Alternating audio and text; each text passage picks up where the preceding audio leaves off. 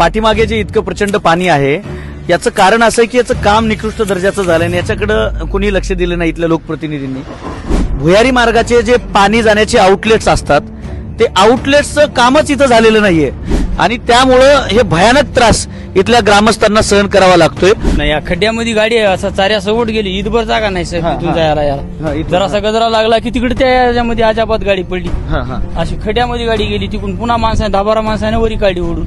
पण इथल्या माजी मुख्यमंत्र्यांना हा समस्या ही आणि इथल्या अडचणी बघायला वेळ नसल्यामुळं आज ही परिस्थिती आहे. आपण पाहत आहे की पुढं इथं एकही गाडी व्यवस्थित जाऊ शकत नाहीये. आता इथंच गुडघे इतकं पाणी जवळजवळ झालेलं आहे. याच्या पुढं मांड्या इतकं पाणी आहे, जाता येत नाहीये. दवाखान्यातल्या पेशंटनं कशा प्रकारे जायचं, विद्यार्थ्यांना तर जाता येत नाहीये आणि वरून रेल्वे पटरीची